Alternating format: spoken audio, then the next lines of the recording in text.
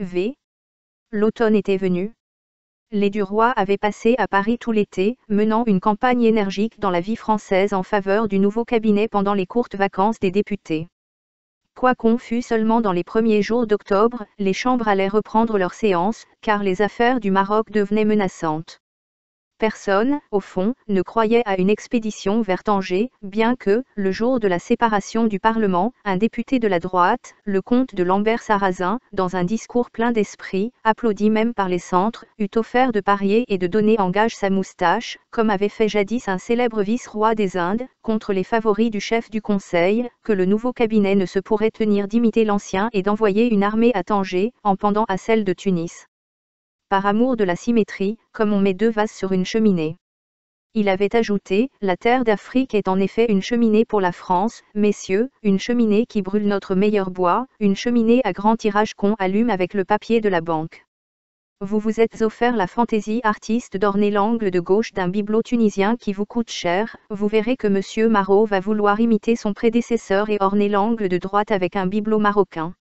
Ce discours, demeuré célèbre, avait servi de thème à du roi pour 10 articles sur la colonie algérienne, pour toute sa série interrompue lors de ses débuts au journal, et il avait soutenu énergiquement l'idée d'une expédition militaire, bien qu'il fût convaincu qu'elle n'aurait pas lieu. Il avait fait vibrer la corde patriotique et bombardé l'Espagne avec tout l'arsenal d'arguments méprisants qu'on emploie contre les peuples dont les intérêts sont contraires aux vôtres. La vie française avait gagné une importance considérable à ses attaches connues avec le pouvoir. Elle donnait, avant les feuilles les plus sérieuses, les nouvelles politiques, indiquait par des nuances les intentions des ministres, ses amis, et tous les journaux de Paris et de la province cherchaient chez elle leurs informations.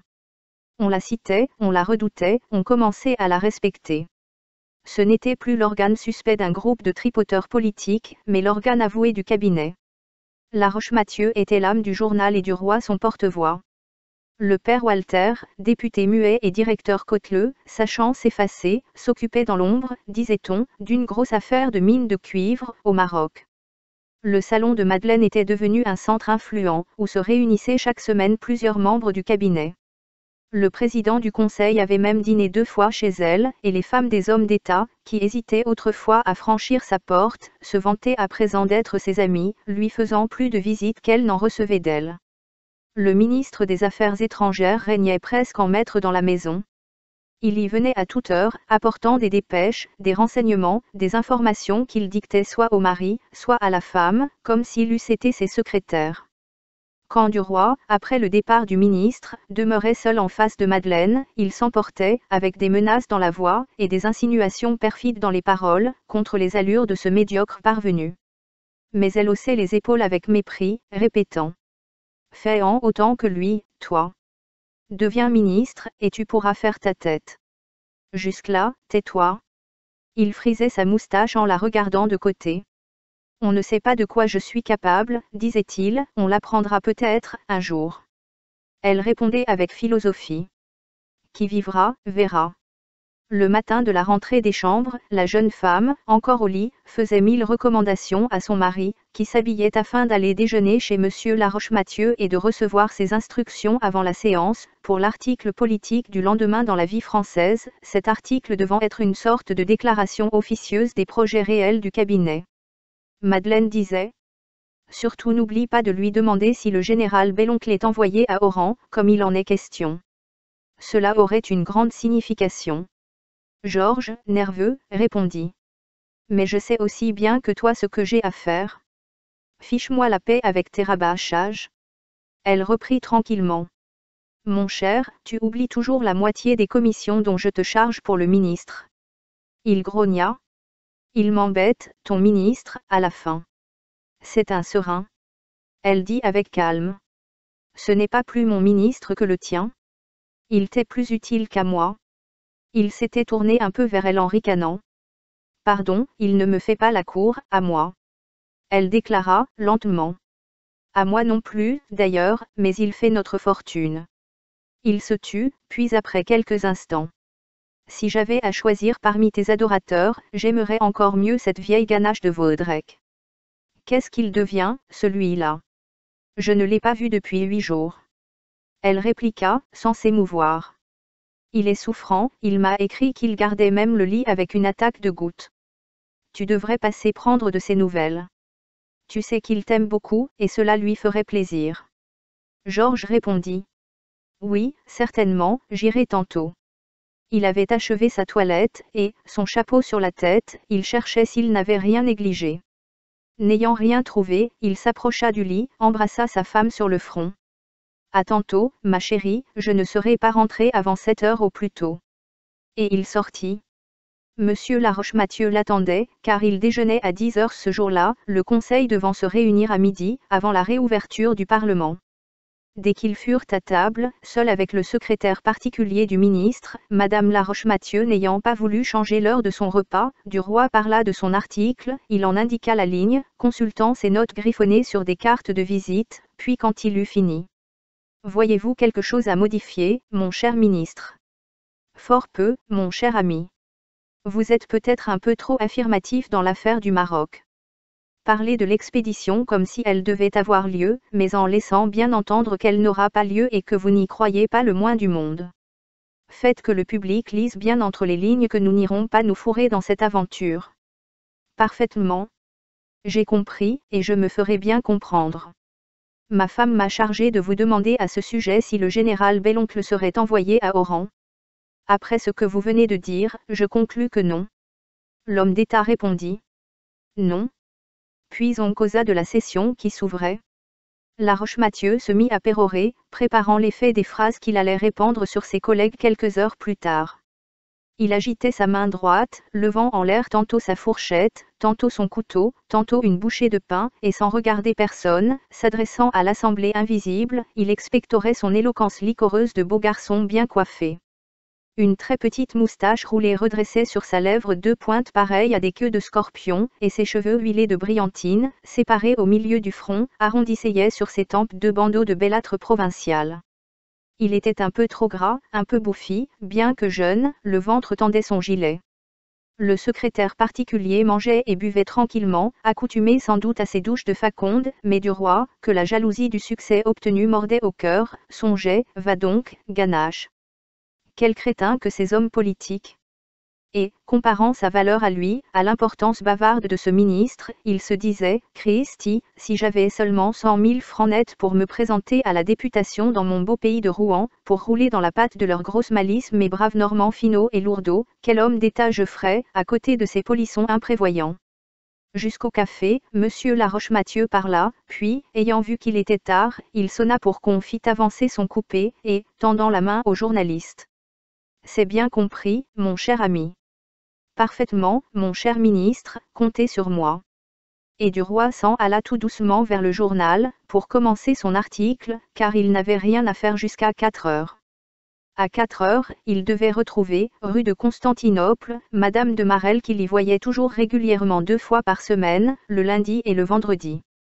Mais en rentrant de la rédaction, on lui remit une dépêche fermée, elle était de Madame Walter, et disait « Il faut absolument que je te parle aujourd'hui. C'est très grave, très grave. Attends-moi à 2 heures, rue de Constantinople. Je peux te rendre un grand service. Ton ami jusqu'à la mort. Virginie. » Il jura, nom de Dieu. Quel crampon! Et, saisi par un excès de mauvaise humeur, il ressortit aussitôt, trop irrité pour travailler. Depuis 6 semaines il essayait de rompre avec elle sans parvenir à lasser son attachement acharné. Elle avait eu, après sa chute, un accès de remords épouvantable, et, dans 3 rendez-vous successifs, avait accablé son amant de reproches et de malédictions. Ennuyé de ces scènes, et déjà rassasié de cette femme mûre et dramatique, il s'était simplement éloigné, espérant que l'aventure serait finie de cette façon. Mais alors elle s'était accrochée à lui éperdument, se jetant dans cet amour comme on se jette dans une rivière avec une pierre au cou. Il s'était laissé reprendre, par faiblesse, par complaisance, par égard, et elle l'avait emprisonné dans une passion effrénée et fatigante, elle l'avait persécuté de sa tendresse. Elle voulait le voir tous les jours, l'appelait à tout moment par des télégrammes, pour des rencontres rapides au coin des rues, dans un magasin, dans un jardin public. Elle lui répétait alors, en quelques phrases, toujours les mêmes, qu'elle l'adorait et l'idolâtrait, puis elle le quittait en lui jurant qu'elle était bien heureuse de l'avoir vu. Elle se montrait tout autre qu'il ne l'avait rêvé, essayant de le séduire avec des grâces puériles, des enfantillages d'amour ridicules à son âge. Étant demeurée jusque-là strictement honnête, vierge de cœur, fermée à tout sentiment, ignorante de toute sensualité, ça avait été tout d'un coup chez cette femme sage dont la quarantaine tranquille semblait un automne pâle après un été froid, ça avait été une sorte de printemps fané, plein de petites fleurs mal sorties et de bourgeons avortés, une étrange éclosion d'amour de fillette, d'amour tardif ardent et naïf, fait d'élans imprévus, de petits cris de 16 ans, de cajolerie embarrassante, de grâce vieillie sans avoir été jeune. Elle lui écrivait 10 lettres en un jour, des lettres niaisement folles, d'un style bizarre, poétique et risible, orné comme celui des Indiens, plein de noms de bêtes et d'oiseaux. Dès qu'il était seul, elle l'embrassait avec des gentillesses lourdes de grosses gamines, des maos de lèvres un peu grotesques, des sauteries qui secouaient sa poitrine trop pesante sous l'étoffe du corsage. Il était surtout écœuré de l'entendre dire mon rat, mon chien, mon chat, mon bijou, mon oiseau bleu, mon trésor, et de la voir s'offrir à lui chaque fois avec une petite comédie de pudeur enfantine, de petits mouvements de crainte qu'elle jugeait gentils, et de petits jeux de pensionnaire dépravé. Elle demandait, à qui cette bouche-là? Et quand il ne répondait pas tout de suite, c'est à moi, elle insistait jusqu'à le faire pâlir d'énervement. Elle aurait dû sentir, lui semblait-il, qu'il faut, en amour, un tact, une adresse, une prudence et une justesse extrême, que s'étant donnée à lui, elle mûre, mère de famille, femme du monde, elle devait se livrer gravement, avec une sorte d'emportement contenu, sévère, avec des larmes peut-être, mais avec les larmes de Didon, non plus avec celles de Juliette. Elle lui répétait sans cesse. Comme je t'aime, mon petit. M'aimes-tu autant, dis, mon bébé. Il ne pouvait plus l'entendre prononcer mon petit ni mon bébé sans avoir envie de l'appeler ma vieille. Elle lui disait. Quelle folie j'ai faite de te céder. Mais je ne le regrette pas. C'est si bon d'aimer. Tout cela semblait à Georges irritant dans cette bouche. Elle murmurait, c'est si bon d'aimer comme l'aurait fait une ingénue, au théâtre. Et puis elle l'exaspérait par la maladresse de sa caresse. Devenue soudain sensuelle sous le baiser de ce beau garçon qui avait si fort allumé son sang, elle apportait dans son étreinte une ardeur inhabile et une application sérieuse qui donnait à rire à Duroy et le faisait songer au vieillard qui essaie d'apprendre à lire. Et quand elle aurait dû le meurtrir dans ses bras, en le regardant ardemment de cet œil profond et terrible qu'ont certaines femmes défraîchies, superbes en leur dernier amour, quand elle aurait dû le mordre de sa bouche muette et frissonnante en l'écrasant sous sa chair épaisse et chaude, fatiguée mais insatiable, elle se trémoussait comme une gamine et zézayait pour être gracieuse. T'aimes tant, mon petit. T'aimes tant? Fais un baume amour à ta petite femme. Il avait alors une envie folle de jurer, de prendre son chapeau et de partir en tapant la porte. Il s'était vu souvent, dans les premiers temps, rue de Constantinople, mais Duroy, qui redoutait une rencontre avec Madame de Marelle, trouvait 1000 prétextes maintenant pour se refuser à ses rendez-vous. Il avait dû alors venir presque tous les jours chez elle, tantôt déjeuner, tantôt dîner. Elle lui serrait la main sous la table, lui tendait sa bouche derrière les portes. Mais lui s'amusait surtout à jouer avec Suzanne qui l'égayait par ses drôleries. Dans son corps de poupée s'agitait un esprit agile et malin, imprévu et sournois, qui faisait toujours la parade comme une marionnette de foire. Elle se moquait de tout et de tout le monde, avec un accent grave propos mordant. Georges excitait sa verve, la poussait à l'ironie, et il s'entendait à merveille. Elle l'appelait à tout instant. Écoutez, belle amie. Venez ici, belle amie. Il quittait aussitôt la maman pour courir à la fillette qui lui murmurait quelque méchanceté dans l'oreille, et il riait de tout leur cœur. Cependant, dégoûté de l'amour de la mère, il en arrivait à une insurmontable répugnance, il ne pouvait plus la voir, ni l'entendre, ni penser à elle sans colère. Il cessa donc d'aller chez elle, de répondre à ses lettres, et de céder à ses appels.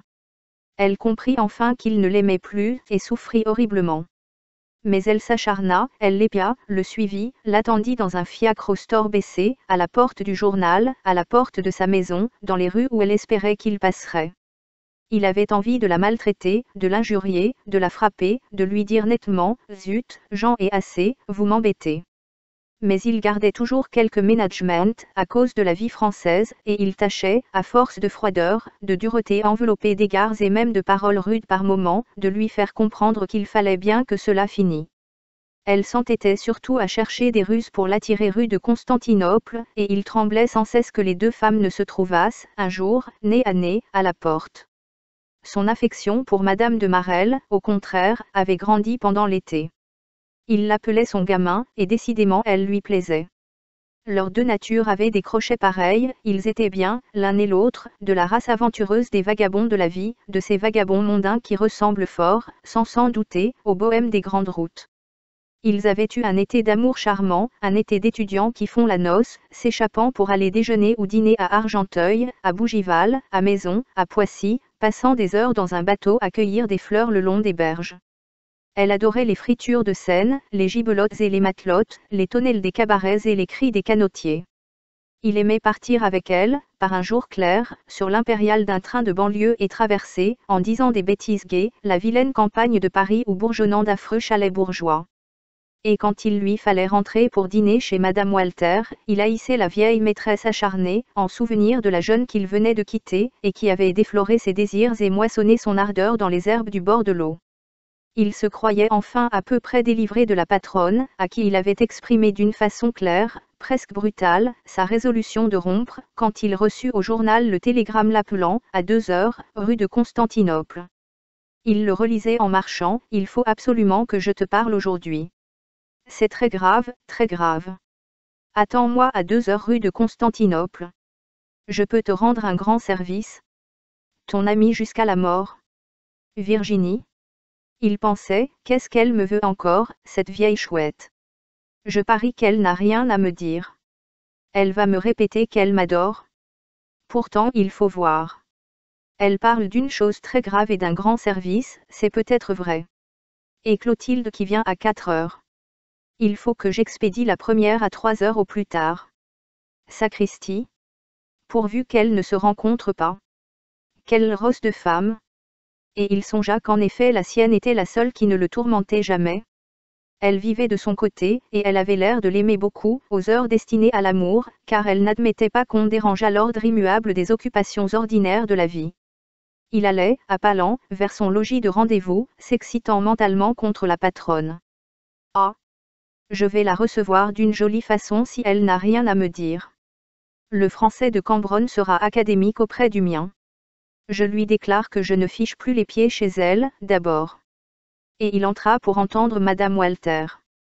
Elle arriva presque aussitôt, et dès qu'elle l'eut aperçu. Ah! Tu as reçu ma dépêche? Quelle chance! Il avait pris un visage méchant. Parbleu, je l'ai trouvé au journal, au moment où je partais pour la chambre. Qu'est-ce que tu me veux encore?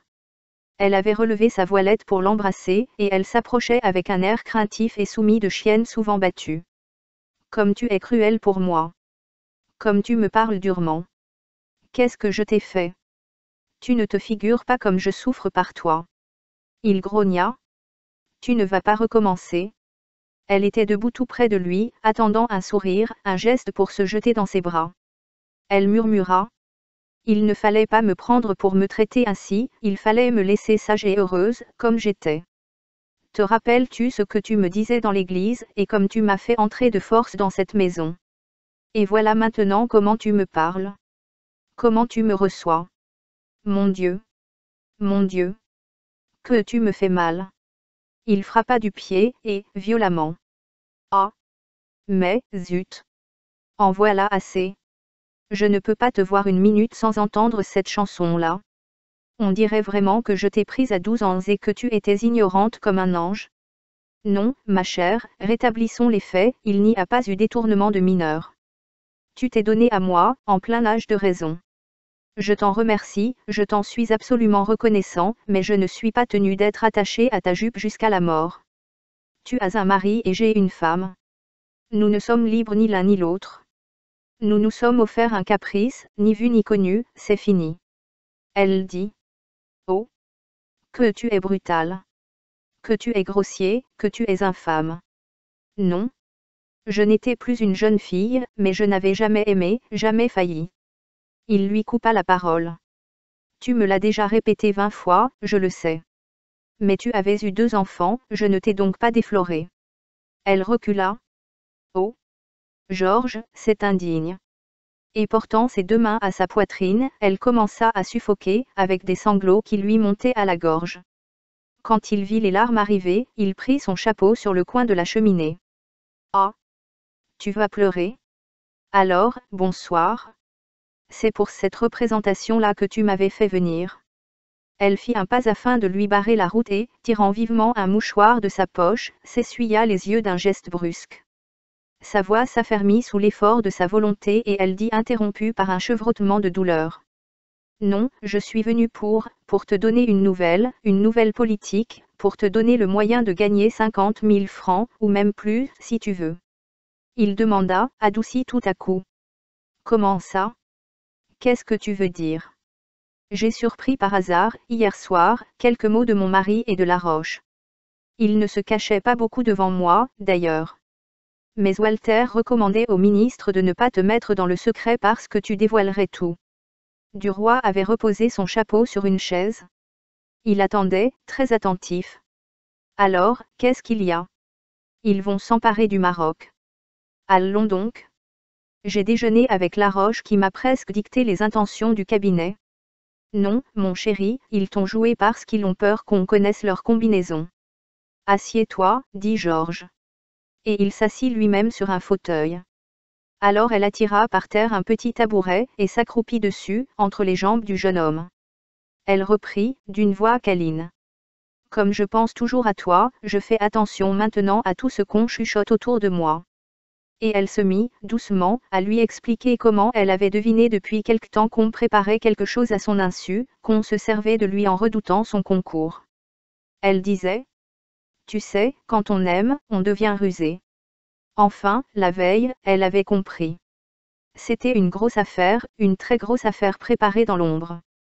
Elle souriait maintenant, heureuse de son adresse, elle s'exaltait, parlant en femme de financier, habituée à voir machine les coups de bourse, les évolutions des valeurs, les accès de hausse et de baisse ruinant en 2 heures de spéculation des milliers de petits bourgeois, de petits rentiers, qui ont placé leurs économies sur des fonds garantis par des noms d'hommes honorés, respectés, hommes politiques ou hommes de banque.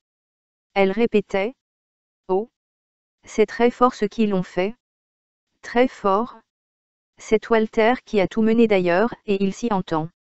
Vraiment, c'est de premier ordre. Il s'impatientait de ses préparations. Voyons, dit vite.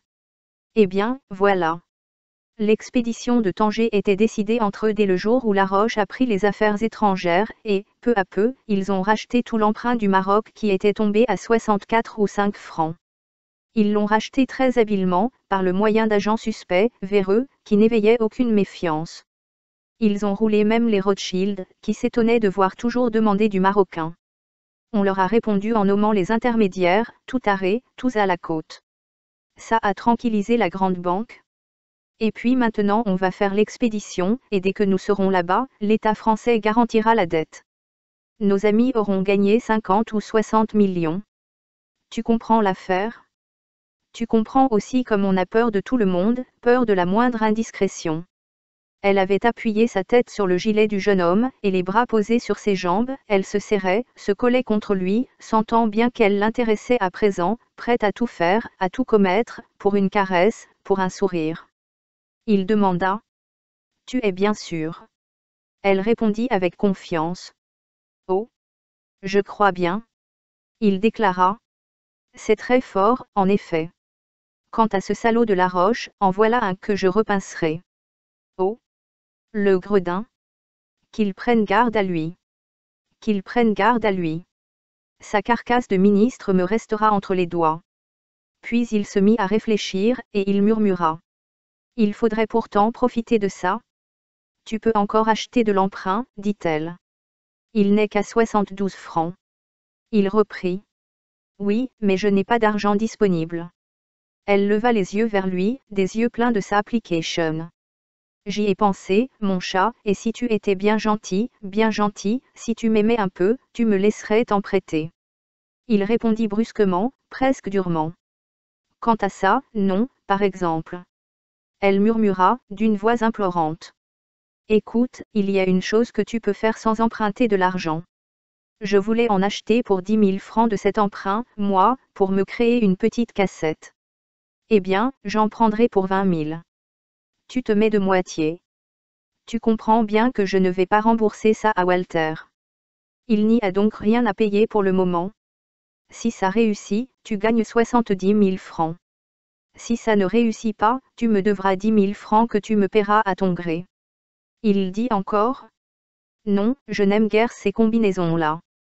Alors, elle raisonna pour le décider, elle lui prouva qu'il engageait en réalité 10 000 francs sur parole, qu'il courait des risques, par conséquent, qu'elle ne lui avançait rien puisque les déboursés étaient faits par la banque Walter.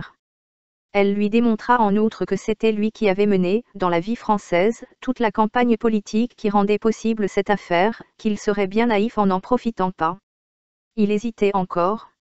Elle ajouta. Mais songe donc qu'en vérité c'est Walter qui te les avance, ces 10 000 francs, et que tu lui as rendu des services qui valent plus que ça. Eh bien, soit, dit-il. Je me mets de moitié avec toi. Si nous perdons, je te rembourserai 10 000 francs. Elle fut si contente qu'elle se releva, saisit à deux mains sa tête et se mit à l'embrasser évidemment.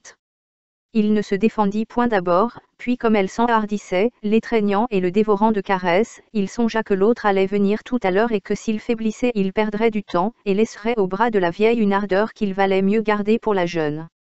Alors il la repoussa doucement. Voyons, sois sage, dit-il. Elle le regarda avec des yeux désolés. Oh, Georges, je ne peux même plus t'embrasser. Il répondit. Non, pas aujourd'hui. J'ai un peu de migraine et cela me fait mal. Alors elle se rassit, docile, entre ses jambes. Elle demanda. Veux-tu venir dîner demain à la maison? Quel plaisir tu me ferais? Il hésita, puis n'osa point refuser. Mais oui, certainement. Merci, mon chéri. Elle frottait lentement sa joue sur la poitrine du jeune homme, d'un mouvement câlin et régulier, et un de ses longs cheveux noirs se prit dans le gilet. Elle s'en aperçut, et une idée folle lui traversa l'esprit, une de ces idées superstitieuses qui sont souvent toute la raison des femmes. Elle se mit à enrouler tout doucement ce cheveu autour d'un bouton. Puis elle en attacha un autre au bouton suivant, un autre encore à celui du dessus. À chaque bouton elle en nouait un. Il allait les arracher tout à l'heure, en se levant. Il lui ferait mal, quel bonheur! Et il emporterait quelque chose d'elle, sans le savoir, il emporterait une petite mèche de sa chevelure, dont il n'avait jamais demandé. C'était un lien par lequel elle l'attachait, un lien secret, invisible. Un talisman qu'elle laissait sur lui. Sans le vouloir, il penserait à elle, il rêverait d'elle, il l'aimerait un peu plus le lendemain. Il dit tout à coup. Il va falloir que je te quitte parce qu'on m'attend à la chambre pour la fin de la séance. Je ne puis manquer aujourd'hui. Elle soupira. Oh! Déjà? Puis, résignée. Va, mon chéri, mais tu viendras dîner demain. Et, brusquement, elle s'écarta. Ce fut sur sa tête une douleur courte et vive comme si on lui eût piqué la peau avec des aiguilles. Son cœur battait, elle était contente d'avoir souffert un peu par lui. Adieu, dit-elle. Il la prit dans ses bras avec un sourire compatissant et lui baisa les yeux froidement. Mais elle, affolée par ce contact, murmura encore une fois, déjà. Et son regard suppliant montrait la chambre dont la porte était ouverte. Il l'éloigna de lui, et d'un ton pressé. Il faut que je me sauve, je vais arriver en retard. Alors elle lui tendit ses lèvres qu'il effleura à peine, et lui ayant donné son ombrelle qu'elle oubliait, il reprit. Allons, allons, dépêchons-nous, il est plus de 3 heures.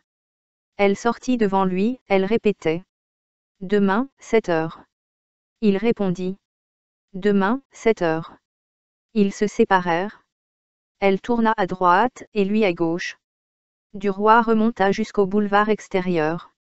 Puis, il redescendit le boulevard Malherbe, qu'il se mit à suivre, à pas lents. En passant devant un pâtissier, il aperçut des marrons glacés dans une coupe de cristal, et il pensa, je vais en rapporter une livre pour Clotilde. Il acheta un sac de ces fruits sucrés qu'elle aimait à la folie. À 4 heures, il était rentré pour attendre sa jeune maîtresse. Elle vint un peu en retard parce que son mari était arrivé pour 8 jours. Elle demanda. Peux-tu venir dîner demain? Il serait enchanté de te voir. Non, je dîne chez le patron. Nous avons un tas de combinaisons politiques et financières qui nous occupent. Elle avait enlevé son chapeau. Elle ôtait maintenant son corsage qui la serrait trop. Il lui montra le sac sur la cheminée. Je t'ai apporté des marrons glacés? Elle battit des mains. Quelle chance! Comme tu es mignon! Elle les prit, en goûta un, et déclara. Ils sont délicieux. Je sens que je n'en laisserai pas un seul. Puis elle ajouta en regardant Georges avec une gaieté sensuelle. Tu caresses donc tous mes vices? Elle mangeait lentement les marrons et jetait sans cesse un coup d'œil au fond du sac pour voir s'il en restait toujours. Elle dit. Tiens, assieds-toi dans le fauteuil, je vais m'accroupir entre tes jambes pour grignoter mes bonbons. Je serai très bien. Il sourit, s'assit, et la prit entre ses cuisses ouvertes comme il tenait tout à l'heure Madame Walter. Elle levait la tête vers lui pour lui parler, et disait, la bouche pleine. Tu ne sais pas, mon chéri, j'ai rêvé de toi, j'ai rêvé que nous faisions un grand voyage, tous les deux, sur un chameau. Il avait 2 bosses, nous étions à cheval chacun sur une bosse, et nous traversions le désert.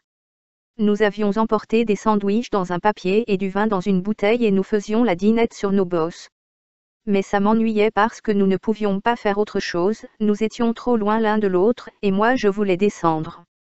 Il répondit. Moi aussi je veux descendre. Il riait, s'amusant de l'histoire, il la poussait à dire des bêtises, à bavarder, à raconter tous ces enfantillages, toutes ces niaiseries tendres que débitent les amoureux. Ces gamineries, qu'il trouvait gentilles dans la bouche de Madame de Marelle, l'auraient exaspéré dans celle de Madame Walter. Clotilde l'appelait aussi, mon chéri, mon petit, mon chat. Ces mots lui semblaient doux et caressants. Dit par l'autre tout à l'heure, il l'irritait et l'écœurait. Car les paroles d'amour, qui sont toujours les mêmes, prennent le goût des lèvres dont elles sortent. Mais il pensait, tout en s'égayant de ses folies, aux 70 000 francs qu'il allait gagner, et, brusquement, il arrêta, avec 2 petits coups de doigt sur la tête, le verbiage de son ami. Écoute, ma chatte. Je vais te charger d'une commission pour ton mari. Dis-lui de ma part d'acheter, demain, pour 10 000 francs d'emprunt du Maroc qui est à 72, et je lui promets qu'il aura gagné de 60 à 80 000 francs avant 3 mois. Recommande-lui le silence absolu. Dis-lui, de ma part, que l'expédition de Tanger est décidée et que l'État français va garantir la dette marocaine. Mais ne te coupe pas avec d'autres. C'est un secret d'État que je confie là. Elle l'écoutait, sérieuse. Elle murmura. Je te remercie. Je préviendrai mon mari dès ce soir. Tu peux compter sur lui, il ne parlera pas. C'est un homme très sûr. Il n'y a aucun danger. Mais elle avait mangé tous les marrons. Elle écrasa le sac entre ses mains et le jeta dans la cheminée. Puis elle dit, allons nous coucher. Et sans se lever elle commença à déboutonner le gilet de Georges. Tout à coup elle s'arrêta, et tirant entre 2 doigts un long cheveu pris dans une boutonnière, elle se mit à rire. Tiens. Tu as emporté un cheveu de Madeleine. En voilà un mari fidèle. Puis, redevenue sérieuse, elle examina longuement sur sa main l'imperceptible fil qu'elle avait trouvé et elle murmura. Ce n'est pas de Madeleine, il est brun. Il sourit. Il vient probablement de la femme de chambre. Mais elle inspectait le gilet avec une attention de policier, et elle cueillit un second cheveu enroulé autour d'un bouton, puis elle en aperçut un 3e, et, pâlie, tremblant un peu, elle s'écria. Oh! Tu as couché avec une femme qui t'a mis des cheveux à tous tes boutons. Il s'étonnait, il balbutiait. Mais non. Tu es folle. Soudain il se rappela, comprit, se troubla d'abord, puis nia en ricanant, pas fâché au fond qu'elle le soupçonnât d'avoir des bonnes fortunes. Elle cherchait toujours et toujours trouver des cheveux qu'elle déroulait d'un mouvement rapide et jetait ensuite sur le tapis. Elle avait deviné, avec son instinct rusé de femme, et elle balbutiait, furieuse, rageant et prête à pleurer. Elle t'aime, celle-là, et elle a voulu te faire emporter quelque chose d'elle. Oh! Que tu es traître! Mais elle poussa un cri strident de joie nerveuse, oh! Oh! C'est une vieille, voilà un cheveu blanc. Ah! Tu prends des vieilles femmes maintenant? Est-ce qu'elle te paie, dis, est-ce qu'elle te paie? Ah! Tu en es aux vieilles femmes. Alors tu n'as plus besoin de moi, garde l'autre. Elle se leva, courut à son corsage jeté sur une chaise et elle le remit rapidement. Il voulait la retenir, honteux et balbutiant. Mais non. Claude, tu es stupide, je ne sais pas ce que c'est, écoute, reste, voyons, reste. Elle répétait. Garde ta vieille femme, garde-la, fais-toi faire une bague avec ses cheveux blancs. Tu en as assez pour ça? Avec des gestes brusques et prompts elle s'était habillée, recoiffée et voilée, et comme il voulait la saisir, elle lui lança, à toute volée, un soufflet par la figure. Pendant qu'il demeurait étourdi, elle ouvrit la porte et s'enfuit. Dès qu'il fut seul, une rage furieuse le saisit contre cette vieille rosse de mère Walter. Ah! Il allait l'envoyer coucher, celle-là, et durement. Il bassina avec de l'eau sa joue rouge. Puis il sortit à son tour, en méditant sa vengeance. Cette fois il ne pardonnerait point. Ah! Mais non! Il descendit jusqu'au boulevard et, flânant, s'arrêta devant la boutique d'un bijoutier pour regarder un chronomètre dont il avait envie depuis longtemps et qui valait 1800 francs. Il pensa, tout à coup, avec une secousse de joie au cœur, si je gagne mes 70 000 francs, je pourrai me le payer. Et il se mit à rêver à toutes les choses qu'il ferait avec ces 70 000 francs. D'abord il serait nommé député. Et puis il achèterait son chronomètre, et puis il jouerait à la bourse, et puis encore, et puis encore. Il ne voulait pas entrer au journal, préférant causer avec Madeleine avant de revoir Walter et d'écrire son article, et il se mit en route pour revenir chez lui. Il atteignait la rue Drouot quand il s'arrêta net, il avait oublié de prendre des nouvelles du comte de Vaudrec, qui demeurait chaussée d'Antin. Il revint donc, flânant toujours, pensant à 1000 choses, dans une songerie heureuse, à des choses douces, à des choses bonnes, à la fortune prochaine et aussi à cette crapule de la Roche et à cette vieille teigne de patronne.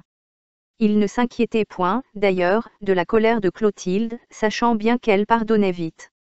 Quand il demanda au concierge de la maison où demeurait le comte de Vaudrec. « Comment va monsieur de Vaudrec ? On m'a appris qu'il était souffrant, ces jours derniers. » L'homme répondit. « Monsieur le comte est très mal, monsieur. On croit qu'il ne passera pas la nuit, la goutte est remontée au cœur. » Duroy demeura tellement effaré qu'il ne savait plus ce qu'il devait faire. Vaudrec mourant. Des idées confuses passaient en lui, nombreuses, troublantes, qu'il n'osait point s'avouer à lui-même. Il balbutia, « Merci, je reviendrai. » Sans comprendre ce qu'il disait. Puis il sauta dans un fiacre et se fit conduire chez lui. Sa femme était rentrée. Il pénétra dans sa chambre essoufflée et lui annonça tout de suite. « Tu ne sais pas ? Vaudrec est mourant. » Elle était assise et lisait une lettre. Elle leva les yeux et 3 fois de suite répéta. « Hein ? Tu dis ? Tu dis ? Tu dis ? Je te dis que Vaudrec est mourant d'une attaque de goutte remontée au cœur. » Puis il ajouta. « Qu'est-ce que tu comptes faire ? » Elle s'était dressée, livide, les joues secouées d'un tremblement nerveux, puis elle se mit à pleurer affreusement, en cachant sa figure dans ses mains. Elle demeurait debout, secouée par des sanglots, déchirée par le chagrin. Mais soudain elle dompta sa douleur, et, s'essuyant les yeux. « J'y vais, ne t'occupe pas de moi, je ne sais pas à quelle heure je reviendrai, ne m'attends point. » Il répondit. « Très bien. Va. » Ils se serrèrent la main, et elle partit si vite qu'elle oublia de prendre ses gants. Georges, ayant dîné seul, se mit à écrire son article. Il le fit exactement selon les intentions du ministre, laissant entendre au lecteur que l'expédition du Maroc n'aurait pas lieu. Puis il le porta au journal, causa quelques instants avec le patron et repartit en fumant, le cœur léger sans qu'il comprît pourquoi. Sa femme n'était pas rentrée. Il se coucha et s'endormit. Madeleine revint vers minuit. Georges, réveillé brusquement, s'était assis dans son lit. Il demanda. « Eh bien ? » Il ne l'avait jamais vue si pâle et si émue. Elle murmura. « Deux est mort ? Ah ! Et, il ne t'a rien dit ? » Rien. Il avait perdu connaissance quand je suis arrivé. Georges songeait. Des questions lui venaient aux lèvres qu'il n'osait point faire. « Couche-toi, dit-il. » Elle se déshabilla rapidement, puis se glissa auprès de lui. Il reprit. Avait-il des parents à son lit de mort ? Rien qu'un neveu. Ah ! Le voyait-il souvent, ce neveu ? Jamais. Il ne s'était point rencontré depuis 10 ans. Avait-il d'autres parents ? Non. Je ne crois pas. Alors, c'est ce neveu qui doit hériter. Je ne sais pas. Deux étaient très riches, Vaudrec. Oui, très riche. Sais-tu ce qu'il avait à peu près ? Non, pas au juste. 1 ou 2 millions, peut-être. Il ne dit plus rien. Elle souffla la bougie. Et ils demeurèrent étendus côte à côte dans la nuit, silencieux, éveillés et songeants. Il n'avait plus envie de dormir.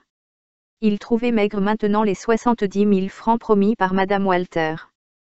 Soudain il crut que Madeleine pleurait. Il demanda pour s'en assurer. « Dors-tu ? » « Non. » Elle avait la voix mouillée et tremblante. Il reprit. « J'ai oublié de te dire tantôt que ton ministre nous a fichus dedans. » « Comment ça ? » Et il lui conta, tout au long, avec tous les détails, la combinaison préparée entre Laroche et Walter. Quand il eut fini, elle demanda. « Comment sais-tu ça ? » Il répondit. « Tu me permettras de ne point te le dire. Tu as tes procédés d'information que je ne pénètre point. J'ai les miens que je désire garder. Je réponds en tout cas de l'exactitude de mes renseignements. » Alors elle murmura. « Oui, c'est possible. Je me doutais qu'il faisait quelque chose sans nous. » Mais Georges, que le sommeil ne gagnait pas, s'était rapproché de sa femme, et, doucement, il lui baisa l'oreille. Elle le repoussa avec vivacité. « Je t'en prie, laisse-moi tranquille, n'est-ce pas ? Je ne suis point d'humeur à batifoler. » Il se retourna, résigné, vers le mur, et, ayant fermé les yeux, il finit par s'endormir.